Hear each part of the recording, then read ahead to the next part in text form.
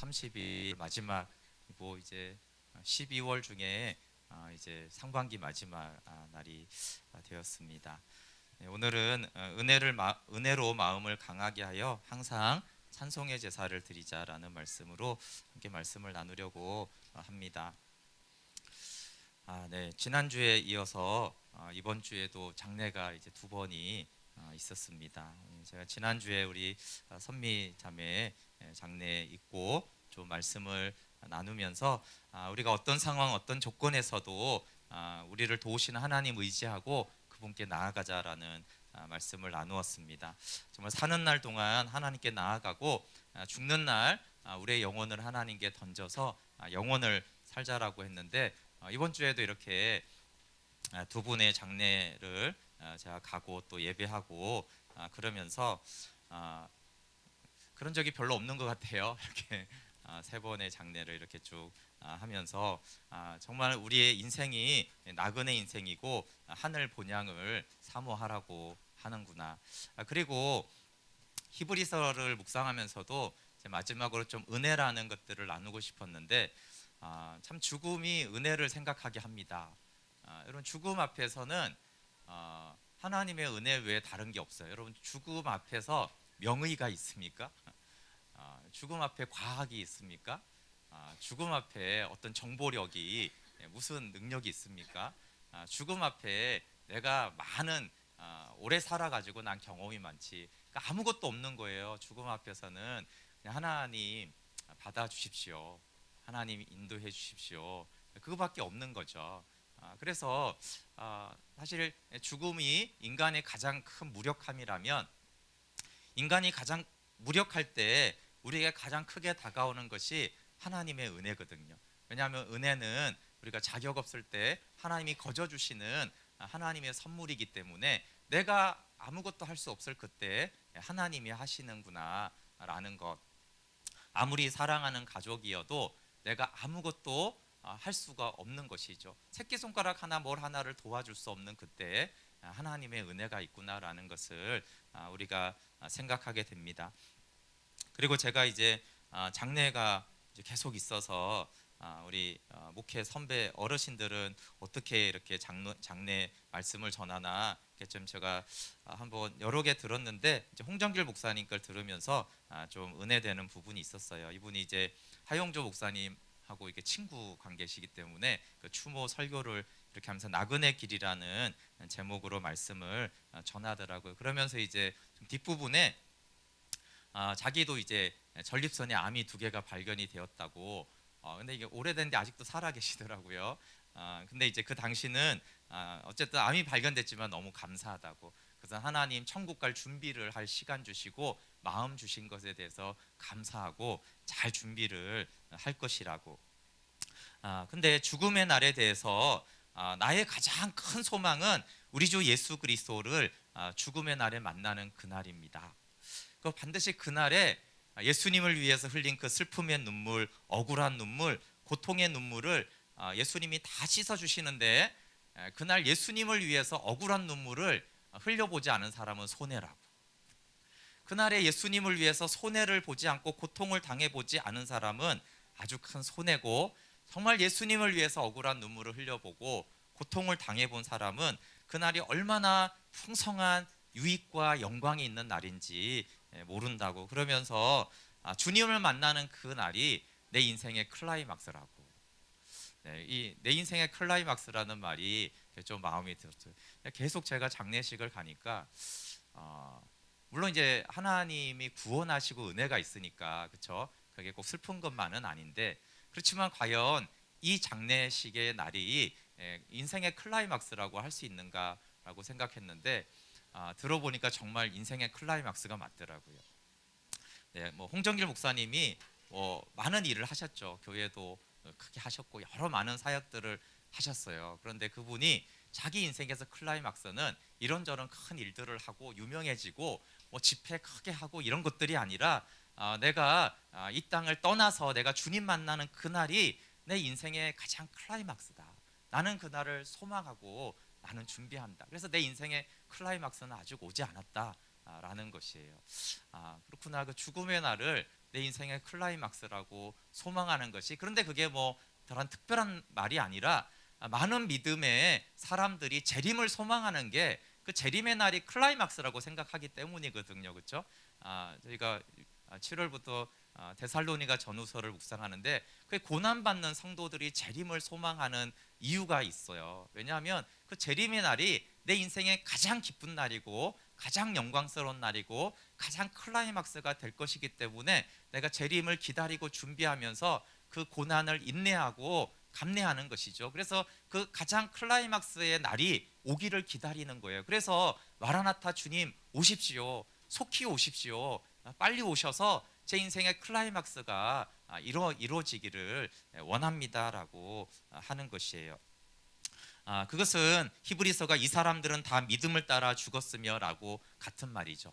믿음을 따라 죽은 사람들은 그 죽음의 날이 그 인생의 클라이막스가 될 것이고 가장 기다렸던 날이고 가장 영광스러운 날이 될 것이에요. 그럼 반대로 근데 믿음을 따라 죽지 않으면 그렇죠?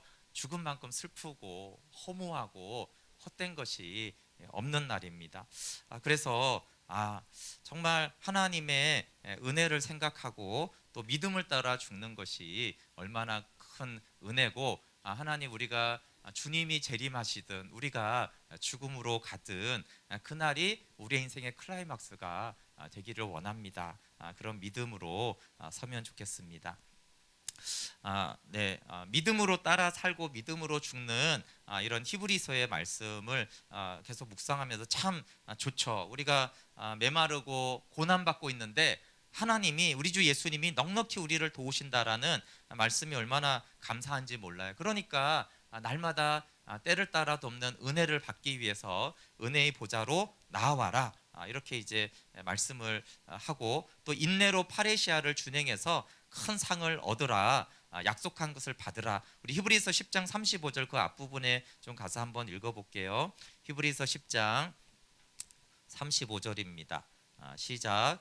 그러므로 너희 담대함을 버리지 말라. 이것이 큰 상을 얻게 하느니라. 이 담대함이 아들을 힘입어 아버지께 나아가는 권리라고 그랬죠. 아들을 힘입어 아버지께 나아가는 이 권리를 버리지 말라. 그러면 큰 상을 얻는다라고 말씀하셨어요. 그래서 히브리서는 예수님이 우리를 도와주시기 때문에 우리가 첫 번째 고난을 이기고 두 번째는 큰 상을 얻게 될 것이고, 그 다음에 우리의 믿음이 완전한 대로 나아가서 믿음이 장성해진다라고 말씀하시죠. 그렇기 때문에 시련 가운데 있는 성도들에게 가장 필요한 것이 뭐냐 하면은 우리의 생각과 다르게 예수님을 더 잘 알라는 것이에요. 고난받는 히브리서의 성도들에게 말하고 있는 것은 예수님을 더 잘 알아야 된다. 그래야지만 그 고난에서 도움을 받고 그 고난을 이길 수가 있다라고 말씀합니다. 그리고 고난이 더할수록 그 고난에 집착하고 고난을 주목하고 고난을 생각하는 것이 아니라 고난이 더할수록 더욱더 예수 그리스도를 바라보라. 십자가를 참으시고 보좌에 앉으신 그 예수님을 바라봐라 라고 하는 것이에요. 여러분, 고난 중에 가장 어려운 고난은요, 고난보다 더 큰 고난은 고난을 계속 바라보고 생각하고 거기에 집중하는 것이에요. 그것이 아니라 그럴수록 더욱더 십자가를 참으신, 즉 고난을 당하시고 승리하시고 보좌에 앉아서 우리를 도우시는 그 예수님을 바라보고 생각하고 그분이 어떻게 하셨는지를 바라보며 그분께 나아가라고 하는 것입니다. 우리 히브리서 12장 2절 3절 한번 같이 읽어볼게요. 고난받는 성도에게 예수님을 바라보라고 하는 것이죠. 12장 2절 3절 읽어볼게요. 시작. 믿음의 주요 또 온전하게 하시는 이인 예수를 바라보자. 그는 그 앞에 있는 기쁨을 위하여 십자가를 참으사 부끄러움을 개의치 아니하시더니 하나님 보좌 우편에 앉으셨느니라. 너희가 피곤하여 낙심하지 않기 위하여 죄인들이 이같이 자기에게 거역한 일을 참으신 일을 생각하라. 아멘. 2절에 예수를 바라보자, 그리고 3절에 또 거역한 일을 참으신 예수님을 생각하라, 이렇게 말씀하고 있습니다. 그래서 너무나 히브리서 말씀이 너무나 좋은 거예요. 그런데 늘 우리에게는 고민이 있습니다. 어떻게 이런 믿음에 이르는가 하는 것이에요. 하늘 성소로 나아가는 것은 참 좋은데 나같이 믿음이 없거나 나같이 연약한 사람, 나같이 의지가 좀 약한 사람도 그렇게 할 수 있는가? 좀 어려운 것 같다. 또 하나는 나는 좀 환경적으로 너무 힘들다.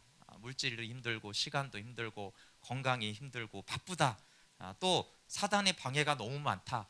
정죄, 낙심, 좌절, 그리고 이 세상 시스템이 나를 힘들게 한다. 그래서 히브리서 말씀이 너무 좋지만 그게 내 얘기가 되기에는 어려운 것 같다라는 생각을 우리가 충분히 할 수 있습니다. 근데 그것에 대해서 히브리서 기자는 이렇게 대답합니다. 은혜의 보좌로 나아가는 것은 모든 성도들이 누릴 수 있는 것이다. 모든 성도들이 누릴 수 있는 것이다. 우리 히브리서 12장 15절 한번 읽어볼게요. 그 앞부분만 12장 15절 보시면 너희는 하나님의 은혜에 이르지 못하는 자가 없도록 하고, 하나님의 은혜, 그 은혜의 보좌죠. 하나님의 은혜에 이르지 못하는 자가 없도록 하라는 말은 무슨 말이에요? 현상적으로 하나님의 은혜에 이르지 못하는 사람이 있을 수 있고 있기도 하다는 거예요. 그렇지만 모두가 그 은혜에 이르는 것이 정상이고 합당하니까 한 사람도 빠지지 않고 그 은혜에 이르게 하라는 거예요. 이것이 만약에 뭐 100명 중에 소수의 몇몇 사람만 하는 것이라면 그럼 그렇게 할 필요는 별로 없는 것이죠. 그게 정상인 것이니까. 그리고 이제 마지막에 히브리서 13장 25절에 히브리서를 끝내면서 은혜가 너희 모든 사람에게 있을지어다. 물론 이제 인사말이긴 하지만 어떤 은혜겠어요? 계속 앞부분에 은혜를 말했어요. 하나님의 은혜의 보좌 앞에 나아가서 도움을 받는 그 은혜, 그 은혜가 누구에게 있어요? 모든 사람에게, 모든 사람에게요. 특별하게 강직하고, 특별하게 영적인 체험을 많이 하고, 특별하게 좀 신앙적인 곳에서 자란 그런 사람이 아니라 모든 믿는 자들에게 있으라고 하는 것이죠. 그러면 어떻게 믿음으로 살다가 믿음으로 죽는 이 믿음의 선진들처럼 살아가는 은혜에 이르는가? 어떻게 그리스도의 도의 초보를 버리고 완전한 데 나아가는가? 어떻게 날마다 그 은혜의 보좌 앞에 나아가서 정말 주님이 긍휼하게 여기셔 주시고 도우시는 그 은혜를 얻을 수 있는가라고 하는 것이에요. 어떻게 그렇게 할 수 있죠? 여러분이 여기에서 어떻게 그렇게 할 수 있느냐에 대해서 말씀 묵상을 하면 된다 이렇게 생각을 하면은 잘못 생각하는 거예요. 네. 아니 목사님이 맨날 말씀 묵상 하래매요. 그러면 된다며요 이러는데 여러분 말씀 묵상인가? 나는 말씀 묵상을 잘 못하는데 여러분 말씀 묵상을 한다고 해서 하나님의 은혜에 이르지는 못합니다. 말씀 묵상으로 하나님께 나아가라는 말을 말씀 묵상을 잘 해야지 은혜에 이르는 줄 아는 경우가 많아요. 그 같은 예는 많아요. 그럼 기도하시면 예배하시면 하나님을 계속 많이 생각하시면 은혜에 이르게 됩니다라고 생각하는 것은 그 틀린 생각이에요. 어떤 이제 조금 비슷한 말이지만 어떤 뜻이냐 하면요. 여러분 말씀 묵상이 하나님의 은혜의 방편이 되면 하나님의 은혜에 이르게 됩니다. 그런데 만약에 말씀 묵상 여러분 지금도 예배하고 있잖아요. 그렇죠? 이 예배가 내 힘으로 은혜에 이르려고 하면은 우리는 낙심하고 실패해요. 우리가 이렇게 자꾸 생각한단 말이에요. 하나님 제가 예배하러 왔어요. 주님을 제가 찾습니다. 그러니까 은혜를 주세요. 그러면 실패하는 거예요. 제가 말씀 묵상을 하겠습니다. 열심히 했어요. 은혜를 주세요. 그러면 실패하는 거예요. 주님 내가 간절히 부르짖어 기도했고 할 것이고 했습니다. 그러니까 은혜에 이르게 해주세요. 그러면 실패하는 거예요. 그렇게 하나님의 은혜에 이르지를 못합니다. 여러분 하나님의 은혜에 이르는 유일한 방법은 하나님의 은혜로만 하나님의 은혜에 이를 수 있어요. 하나님의 은혜로만 하나님의 은혜에 이를 수 있어요. 제가 이제 금요일날 했던 기독교 강요 내용을 좀 참조해서 설명을 드리면 은혜의 보좌로 나가게 하는 것은 우리의 어떠함이 아니라 오직 하나님의 은혜예요. 내가 말씀 묵상을 해야겠다. 예배를 좀 일찍 가야겠다.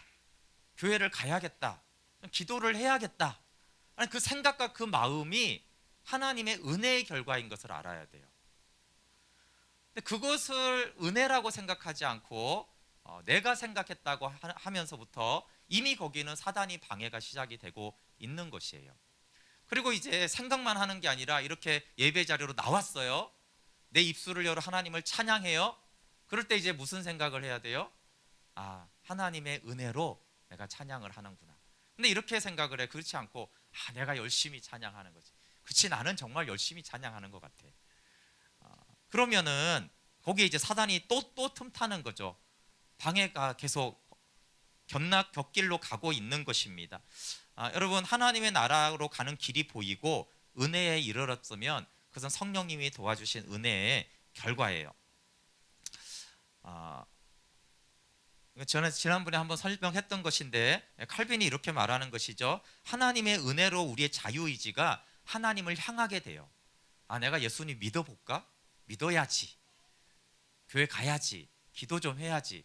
주일만이 아니라 다른 날에도 내가 하나님을 찾아야지. 그 마음이 하나님의 은혜로 우리의 자유의지가 그렇게 의지가 하나님을 향하게 됐다라는 것이에요.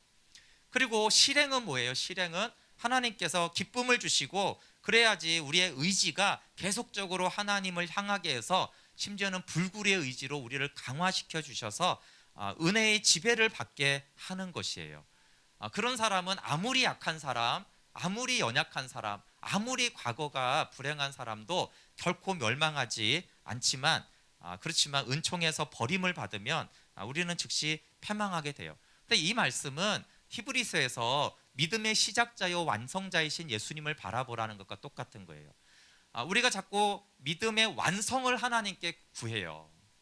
근데 믿음의 시작이 예수님으로부터 되었다는 걸 자꾸 잊어버려요. 시작이 예수님으로부터 시작이 돼야지 그 바른 시작이 바른 완성을 가는 거예요. 근데 내가 시작했는데 이 시작한 걸 하나님이 완성시켜 달라고 하는 우리의 생각과 요구가 너무나 많아요. 너희 안에 착한 일을 시작하신 이는 하나님이시잖아요. 너희 안에 소원을 두고 행하신다고 그랬어요. 그러니까 그 소원함 자체가 하나님으로부터 왔잖아요. 그 하나님이 소원함을 주셔서 그 생각과 마음 자체를 주셔서 그것을 하나님이 행하게 하는 거예요. 근데 우리는 소원은 내가 하는 것이고 완성은 하나님께 해달라고 하니까 그러면 그 소원이 어떻게 된 거예요? 그 소원이 부패하고 거짓되고 잘못됐는데 그 잘못된 소원을 어떻게 하나님께 완성시켜 달라고 우리가 구한다고 그게 완성이 되지도 않습니다. 네, 그래서 어거스틴이 이런 말씀을 했어요.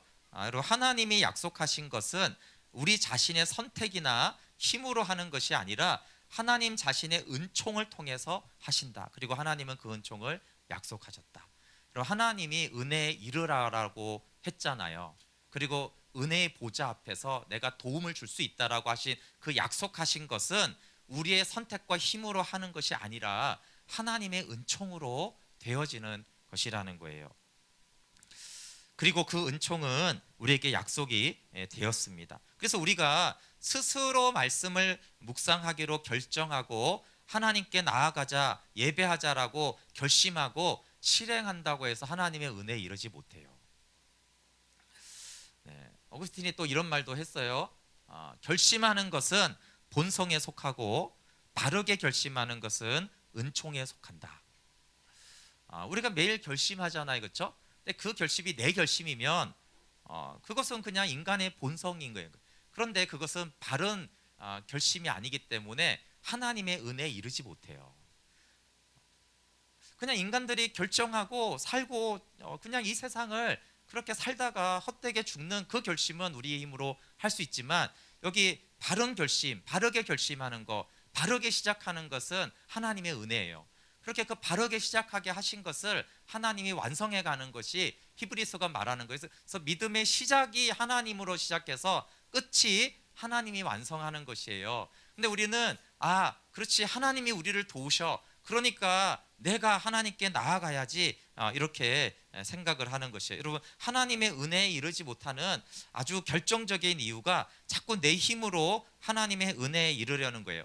근데 내 힘으로라는 거는 두 가지 측면이 있는데, 하나는 내가 열심히 해서, 내가 시간을 내서, 내가 집중을 해서 공부를 많이 해가지고 이렇게 하나님의 은혜에 이르라지, 이것도 있고요.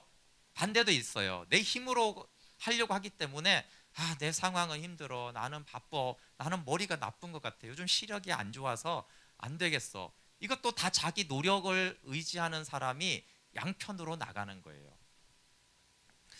결국은 내가 잘해서, 내가 주의를 잘해서, 내가 이해를 잘해서 하나님의 은혜에 이르겠다라는 것이 실패하는 가장 큰 이유입니다. 여러분, 우리가 예배하는 것이, 말씀 묵상이 은혜의 방편이 되지 못하고 율법과 나의 노력이 되면 헛수고를 하는 거예요. 여러분, 이런 걸 있죠. 나는 열심히 말씀 묵상을 했어. 그러면 이미 은혜가 아닌 거예요. 근데 우리는 자꾸 이렇게, 하나님, 제가 이렇게 열심히 묵상했는데 왜 은혜를 안 주세요? 네가 그렇게 열심히 해서 안 되는 거야. 열심히 해서가 아니고요, 열심히 했다라고 하는 그게 뭐예요? 자기 공로를 자꾸 의지하는 거예요. 자기 공로에 대한 대가로 은혜를 달라고 하기 때문에, 너는 공로에 대한 대가를 달라고 하기 때문에 나는 공로에 대한 대가를 줄 수가 없다는 거예요. 왜? 공로에 대한 대가는 은혜가 아니어서 그래요. 근데 너는 공로에 대한 대가로 은혜를 달라는데, 공로에 대한 대가는 삭시지 은혜가 아니다는 거예요. 그러니까 네가 말이 틀렸지. 네가 열심히 공로를 행했느냐? 그럼 차라리 나한테 삭슬 달라고 해라. 그러면 삭슬 줄 수 있겠죠, 진짜 했다라면. 근데 왜 자꾸 공로를 주장하면서 은혜를 달라고 하냐? 은혜는 공로가 없는 자에게 주는 게 은혜다. 그러니까 하나님은 응답하실 수 없는 기도를 우리가 하는 거예요. 그러면 은혜는 어떤 사람에게 주어져요? 야, 내가 예배하러 온 것 자체가 은혜다.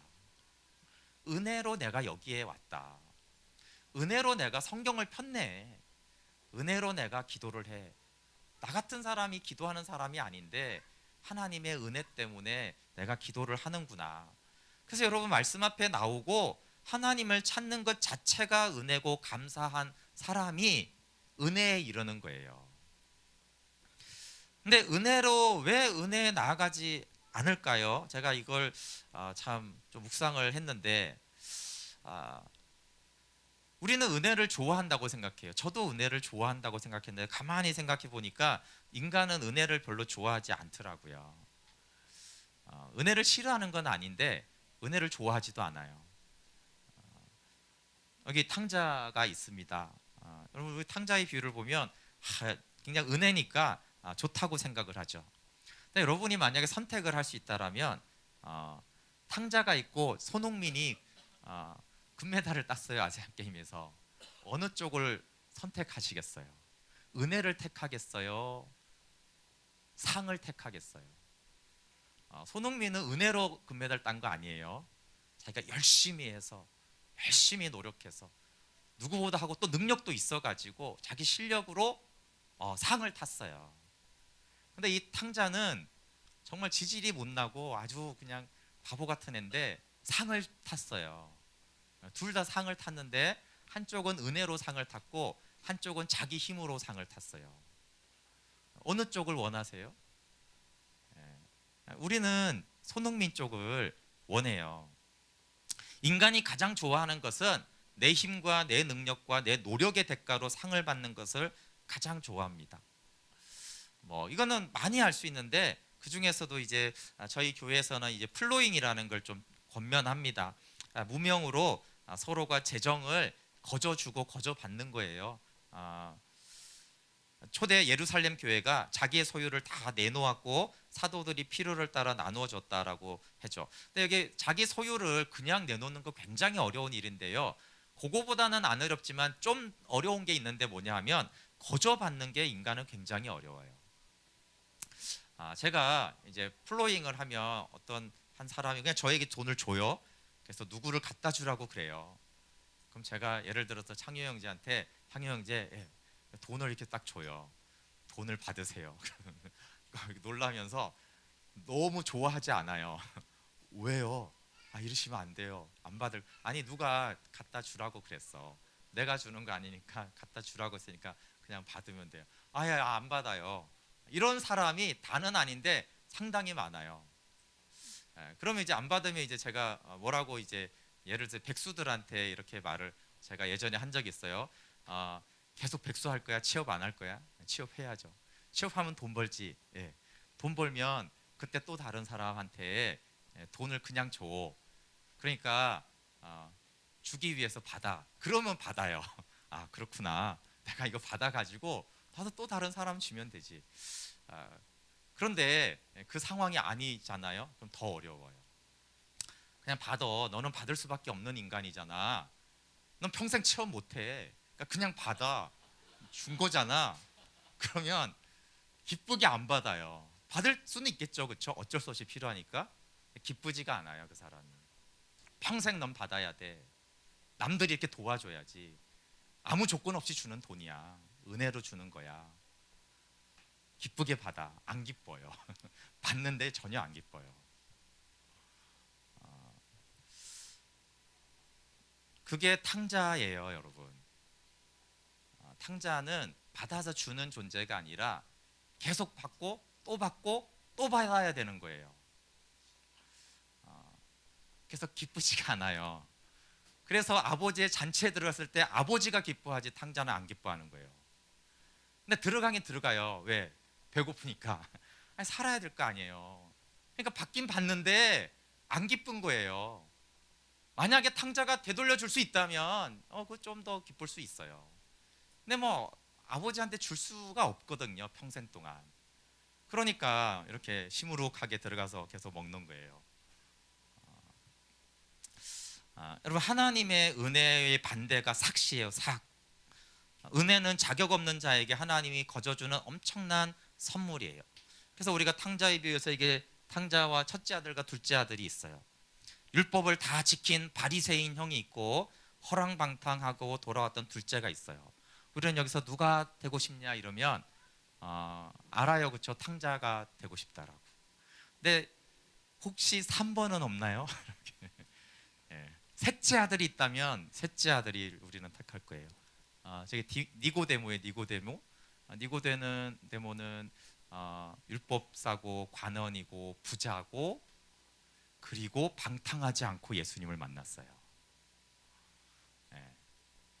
죄 많이 안 짓고 예수님을 믿었어요. 예. 우리는 니고데모를 원하죠. 저런 케이스.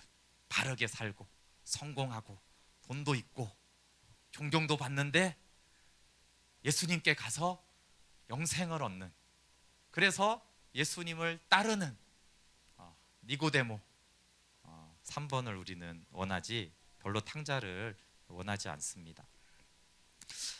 우리는 은혜보다 자꾸 삭슬 받고 싶어 해요. 삭슬 받으면 어떠냐 하면요, 자랑스럽기 때문에 그래요. 손흥민이 금메달 딸 때, 김연아 선수가 금메달 딸 때 어때? 자랑스럽잖아요. 탕자가 자랑스러워요?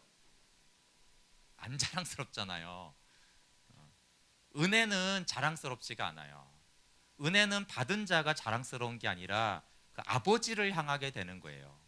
근데 손흥민 선수나 김연아 선수는 자기가 열심히 했기 때문에 자기가 자랑스럽고 자기가 이렇게 높임을 받는 거예요.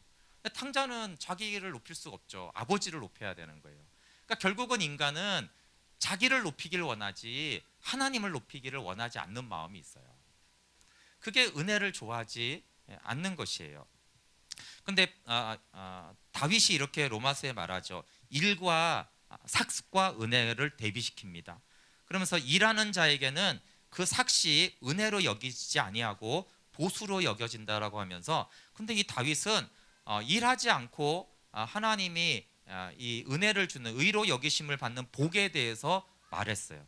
그래서 불법이 사함을 받고 죄가 가려짐을 받는 사람이 복이 있고 주께서 그 죄를 인정하지 않는 사람이 복이 있다. 이것을 통해서 우리가 다윗의 믿음을 볼 수 있어요. 다윗의 믿음이 뭐 엄청 이상한 게 아니고요. 다윗은 삭보다도 은혜를 좋아했어요. 보통 사람들은 은혜보다 삭을 좋아합니다. 근데 다윗은 삭보다 은혜를 좋아했어요. 그래서 은혜 받은 자가 복 있는 자다라고 한 것이에요. 잘 생각해 보세요, 여러분. 손흥민처럼 내 힘으로 내 능력으로 금메달을 따는 사람을 이 세상은 복 있다고 그래요. 근데 믿음의 눈이 열어지면 자격 없이 은혜로 상을 받은 자가 복이 있다라고 말을 하는 거예요. 그러니까 아까 이 정상적인 인간은 탕자가 되면 복 있다고 자기가 생각하지 않아요. 그냥 뭐 굶는 것보단 낫지, 이런 거는 있죠. 감사는 하죠, 아버지께. 그렇지만 나는 세상에서 제일 복된 자야, 이런 생각은 안 들어요. 니고데모가 복된 자지, 손흥민이 복된 자지, 나는 좀 그래도 밥 먹고 사니까 다행이지만 좀 못난 자지, 이렇게 이제. 근데 다윗은 그렇게 생각하지 않았어요. 다윗은 은혜 받은 자가 가장 복 받은 자예요. 그래서 다윗은 은혜를 받으면서 내가 이 세상에서 가장 복 받은 자야. 왜? 나는 은혜를 받은 사람이거든. 근데 그게 정상인의 생각, 이 세상 사람들의 가치관이 아니에요. 여러분, 당당히 일해서 번 돈으로 내가 용돈 주고 자녀들 외식 가족 시켜주면 뿌듯해요.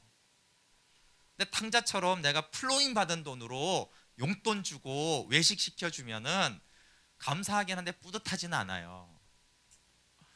그러면 누가 복되냐라고 했을 때 세상은 내가 뿌듯하고 내가 떳떳하고 이것이고, 다윗이 말하는 것은 하나님께 영광을 돌리는 자가 복이 있다는 거예요.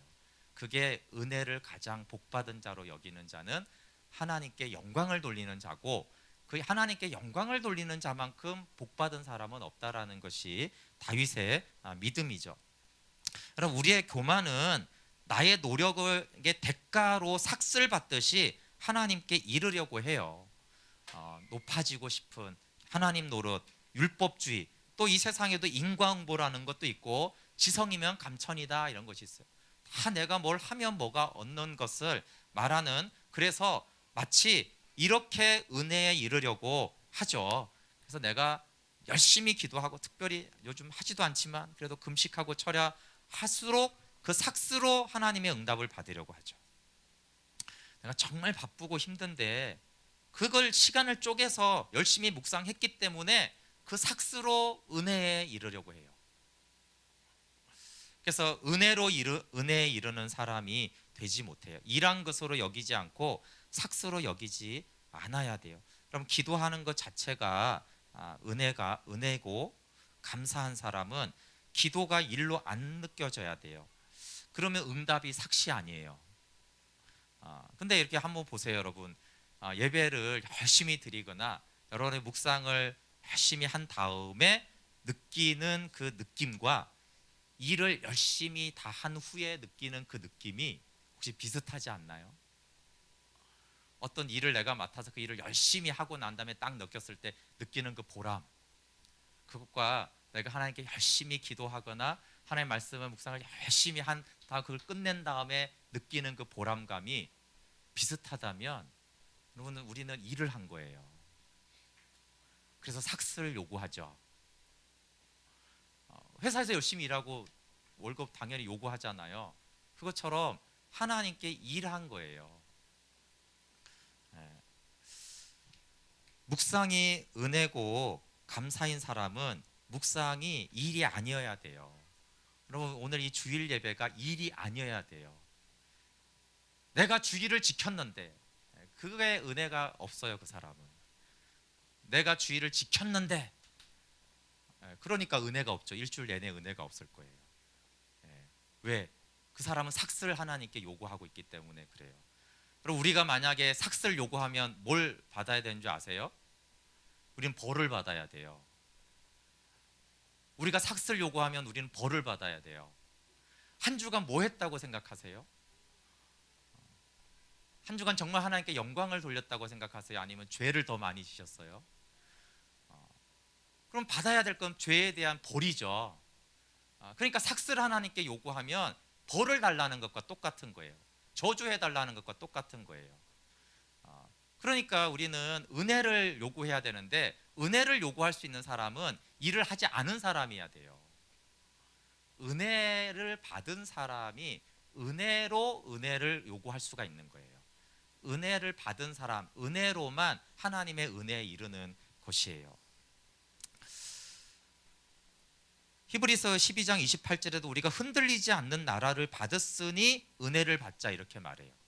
이미 은혜를 받은 자니까 은혜를 받자 이렇게 표현하고 있단 말이에요. 은혜를 좋아하는 사람은 근데 독특하지만 몇 안 되지만 있어요. 이것은 심판이 확정된 사람은 은혜를 좋아합니다. 삭슬 좋아하는 인간이 은혜를 좋아하게 되는 사람으로 바뀌는 계기가 여러 있는데 그 중에 당연히 일을 할 수 없음이 결론이 난 사람은 은혜를 향해서 마음이 열리죠. 난 일할 수 없구나. 일할 수 없는 사람은 은혜만 구해요. 두 번째는 죄의 삭스로 심판이 확정된 사람이 은혜를 좋아합니다. 그럼 죄인인 것만으로는 사람이 겸손하지 않습니다. 그럼 죄인이 법정에 가서 얼마나 항변하고 다투고 주장합니까? 근데 언제 사람이 조금 겸손해지냐면 형이 확정이 될 때예요. 형이 확정이 될 때, 사형수가 될 때. 그러면 이렇게 물론 모든 인간이 겸손하지 않지만 비로소 많은 사람이 그때에서야 겸손해져요. 형이 확정됐구나. 그래서 여러분 우리의 죄인식이 내가 죄인이야 이거는 겸손해지지 않아요. 은혜를 구하지 않아요. 이 죄인된 내가 정말 심판이 확실하구나. 이 죄인된 내가 정말 지옥을 갈 것이 너무나 확실하구나. 이 죄로는 그게 그 심판에 대한 확정까지가 될 때 그러면 이제 겸손해져요. 그래서 다는 아니지만 많은 사형수들이 많이 겸손해지고 의외로 그 사형수들 중에 어린아이처럼 순전하게 복음을 받아들이는 사람이 많아요. 왜? 확정이 돼서 그래요. 확정이. 죄인인 거는 그 전에도 알았어요. 근데 그때는 회개 안 하죠. 근데 형이 확정이 되고 나면은 이게 분명해지고 나면은 마음이 이제 겸손해지죠. 그런 사람들은 은혜를 좋아하게 되어집니다. 심판이 확정된 사람을 히브리서 4장 12절부터 말씀은 다시 설명하지는 않을게요. 그럼 근데 하나님의 말씀으로 하나님의 심판대 앞에서 벌거벗은 자같이 된 사람은 그러므로 긍휼하심을 받고 때를 따라 돕는 은혜의 보좌로 나갈 수 있는 거예요. 은혜를 좋아하게 되고 은혜밖에 없구나라는 은혜로만 일하고 됐을 때에야 그 은혜의 보좌 앞에 나가게 돼요. 은혜로 은혜에 이르는 자의 복은 오늘 이제 본문인데 그 마음이 강하게 됩니다. 제가 한 2, 3주 전에 우리의 진짜 문제는 고난이 아니라 완악한 마음이라고 그랬어요. 이 완악한 마음은 말씀을 믿지 못하게 하기 때문에 믿음이 생기지 못하게 하죠. 새 언약 백성의 복은 완악한 마음을 제거하고 부드러운 마음을 줘서 그 마음에 말씀이 생겨져서 열매를 맺는 마음이라고 했습니다. 그래서 비참한 자가 십자가 안에 거할 때 이 완악한 마음이 없어지고 부드러운 마음이 되는데 이걸 이제 한마디로 딱 얘기하면 그게 뭐냐고 했을 때 은혜인 거예요. 은혜. 우리 13장 9절 말씀 한번 같이 읽어볼게요. 13장 9절 오늘 본문 말씀 한번 같이 읽어보겠습니다. 13장 9절 시작. 여러 가지 다른 교훈에 끌리지 말라. 마음은 은혜로서 굳게 함이 아름답고 음식으로서 할 것이 아니니 음식으로 말미암아 행할 자는 유익을 얻지 못하였느니라. 마음은 은혜로 강하게 하는 것이 아름답다 이런 것이에요. 이 강하게 하다는 것은 하나님의 말씀을 확고하고 확실하게 하는 마음을 말합니다. 이 은혜로 강해진 대표적인 사람이 있는데 여호수아예요. 여호수아에게 강하고 담대하라고 했죠. 그가 은혜로 마음이 강하여지고 담대한 사람이에요. 그래서 가나안 전쟁을 넉넉히 주님과 함께 승리했던 사람입니다. 여러분 마음이 강한 거는 두 종류가 있어요. 상처 많고 고생 많이 하고 훈련 많이 받으면 마음이 강해져요. 그렇죠? 근데 강한데 부러지죠. 문제는 그 성경이 말하는 강한 마음은 유연한 마음을 말해요. 부드러운 마음을 말하는 것입니다. 그래서 하나님의 은혜로 강해진 마음은 부드럽고 유순하죠. 꺾여지지를 않아요. 그래서 은혜로 마음을 강하게 하는 것이 아름답습니다. 그리고 은혜와 강한 마음은 이렇게 선순환 관계를 가지고 있습니다. 은혜로 마음이 강한 자는 예수님의 치욕을 짊어짐으로 더 깊은 은혜에 들어가요. 근데 여기 좀 우리가 별로 좋아하지 않는 말씀 같지만 그래도 은혜로 마음을 강하게 하라는 말씀과 병행구라면 13장 12절 13절을 들 수 있어요. 같이 한번 읽어볼게요. 12절 13절 시작. 그러므로 예수도 자기 피로써 백성을 거룩하게 하려고 성문 밖에서 고난을 받으셨느니라. 그런즉 우리도 그의 치욕을 짊어지고 영문 밖으로 그에게 나아가자. 12절은 은혜를 말하는 거예요. 하나님의 은혜. 그럼 13절은 뭘 말해요? 그 은혜를 아는 우리도 예수님의 치욕을 짊어지고 예수님께 나아가자. 그럼 우리가 어떻게 예수님의 치욕을 짊어집니까? 이 표현은 좀 독특하죠. 그냥 예수님이 우리의 치욕과 우리의 죄와 우리의 허물을 담당했지 우리가 어떻게 예수님의 치욕을 담당하는가라고 하는데 이것은 우리의 치욕이죠. 원래 우리가 치욕스럽고 멸시받고 조롱받고 기분 나쁘고 억울하고 그런 것을 우리가 예수님을 생각함으로 짊어지면 예수님은 그것을 네가 나의 치욕을 동참했다라고 여겨주시는 거예요. 그래서 더 큰 은혜죠. 어차피 우리가 담당해야 될 치욕인데 우리가 예수님을 생각함으로 그것을 받아들이면 예수님은 내 치욕을 네가 나의 치욕에 동참한 것으로 하나님의 생명과 은혜를 더 부어 주시는 것이에요. 그래서 은혜로 은혜에 이르는 것이죠. 그러면 은혜에 이를수록 우리의 마음이 강해지고 담대해져요. 그러면 우리가 이 삶에서 받는 조롱과 멸시와 억울함을 우리가 수용하고 담당할 수 있어요. 주님 때문에. 그러면 그것으로 인해서 하나님이 또 은혜로 인도하시는 이 선순환이 일어납니다. 여러분 이 히브리서의 결론입니다. 히브리서의 결론이 놀랍습니다. 여러분 은혜로 마음을 강하게 해서 찬송의 제사를 드리라는 거예요. 이 히브리서의 독자들은 고난당하고 있는 사람들이에요. 마음이 어렵고 또 외적인 고난과 박해가 있어요. 그런데 결론은 어떻게 되냐 하면 하나님을 찬양하고 서로 사랑하면서 섬기자 이렇게 끝나요. 근데 그 중간에 어떻게 돼 있어요? 하나님의 은혜로 고난받는 성도들아 하나님의 은혜로 우리는 찬양하고 감사하고 사람들을 돕고 섬기는 그런 삶을 살아가게 된다라고 말하는 거예요. 좀 더 수준이 높죠. 고난당하는 사람은 도와주세요. 고난이 없어지길 원하고 고난에서 도망가기를 원하는데 히브리서 기자는 그 정도가 아니라 은혜로 인하여서 고난 중에도 또 고난을 이겨서 너희가 하나님을 찬양하고 감사하며 하나님을 영광을 돌리고 사람을 도울 수 있다라고 하는 것입니다.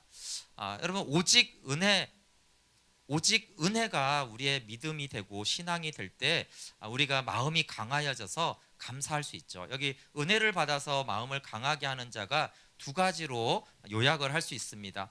첫 번째는 이제 계속 제가 길게 얘기한 대로 은혜로 은혜에 이를 줄 아는 사람이에요. 은혜로 은혜에 이를 줄 아는 사람이 마음이 은혜로 강하여지는 사람입니다. 이거 굉장히 큰 어려운 싸움이 우리는 우리의 공로로 은혜에 이르려고 해요. 이것은 모든 종교의 공통점이기 때문에 인간들의 보편성은 공로로 은혜에 이르게 하는 거예요. 근데 복음은 은혜로 은혜에 이르는 거예요. 두 번째는 은혜를 은혜로 아는 사람이죠. 은혜를 은혜로 아는 사람. 하나님 이스라엘 백성에게 은혜를 베푸셨을 때 그들이 그것을 원수로 갚았을 때 하나님이 바벨론으로 심판하셨어요. 다시 의로 세우지만 은혜를 은혜인지 알지 못하면은 심판이 있습니다. 여러분 다윗을 우리가 묵상을 다윗이 여러 가지 말할 수 있는데 다윗을 생각할 때 다윗은 은혜를 은혜로 참 아는 사람이었어요. 많은 사람들이 하나님의 말씀대로 살기 어렵잖아요. 말씀대로 살기 쉬우세요? 어렵잖아요. 그러니까 하나님 말씀대로 살기도 힘들어해요. 근데 다윗은 물론 연약하고 넘어졌지만 하나님의 말씀대로 살려고 했을 뿐만 아니라 하나님이 말하지 않은 것을 하나님께 드리려고 했어요. 그러니까 막 찬양대를 세워서 찬양하게 하거나 성전을 짓고 싶어 하는 것은 하나님이 성전을 지어라 가능하면. 그래서 다윗이 성전을 지었으면 아주 훌륭한 일입니다. 그렇죠? 그렇지 않으세요? 근데 성전을 지으라고 말하지 않았는데 하나님의 성전을 짓고 싶었어요. 그러니까 이것은 무슨 말이냐면 은혜를 은혜로 안다는 거예요. 여러분 가끔 이런 사람이 있어요. 내가 호의를 베풀고 누군가를 도와주면 많은 사람이 그게 은혜인지 모릅니다. 근데 조금 양심적인 사람은 은혜가 은혜인 줄 알아요. 그래서 감사함을 표해요. 정상적인 감사함을 어떤 형식으로든. 근데 아주 가끔씩 은혜를 은혜로 진짜 알아서, 아니 내가 도와준 사람이 상상도 못하는 그 반응으로 하는 거예요. 이해가, 다윗이 그랬다는 거예요. 그렇죠? 아니 도와줬으면 그 정도 감사 표했으면 충분히 감사를 표했다라고 생각이 드는데, 아니 계속 더 지나치게 감사를 표하는 거죠. 그게 이제 다윗이에요. 사실은 하나님이 정말 은혜를 베풀었고 다윗도 할 만큼 하나님께 충성을 했어요. 그만큼이면 됐는데 다윗은 더 할 게 없나? 더 할 게 없나? 계속 고민하다가 성전을 지어드려야겠다, 하나님을 24시간 찬양하게 해야겠다, 사람들로 하여금 하나님을 자랑하게 해야겠다, 온갖 생각을 해내고 있으면서, 그게 무슨 말이냐면 은혜를 은혜로 이해하고 있는 사람이에요. 네, 마지막입니다. 여러분, 오직 은혜이면, 이것이 우리의 마음의 중심의 고백이면, 그렇다면 은혜에 이를 수 있어요. 오직 은혜구나. 그러면 우리는 히브리서가 말하는 그 은혜의 보좌에 이를 수 있어요. 근데 이 시작이 오직 은혜가 삐그덕하면 히브리서의 놀라운 믿음의 고백과 고난 중에 오히려 막 찬양하고 감사하고 기뻐하고 주님을 찬양하는, 그것은 그냥 남들 얘기가 되는 거예요. 네, 우리 함께 찬양하고 기도하도록 하겠습니다. 우리 은혜 아니면 살아갈 수 없네 찬양하면서, 하나님의 은혜의 시작이 어디서부터고 어디까지 이르렀는지, 우리는 손흥민이 되기보다 탕자가 되기를 바라야 돼요. 손흥민보다 탕자가 복 있는 자야. 그것이 다윗이 가졌던 은혜에 대한 이해였어요. 그래서 다윗은 전쟁에 능한 사람이고 꽤 훌륭한 사람이었지만, 다윗은 은혜 받은 자가 복된 자라고 했어요. 내가 이렇게 잘 싸워서 왕이 됐 이런 거가 아니라 하나님의 은혜를 받은 자가 진짜 복된 자야. 그래서 여러분, 우리가 나는 손흥민보다는 탕자가 될래, 저기가 은혜야. 왜? 그래서 나는 하나님께 영광 돌리는 사람이 될 거야. 그것이 은혜에 이르는 비결입니다. 함께 같이 찬양하고 기도하겠습니다.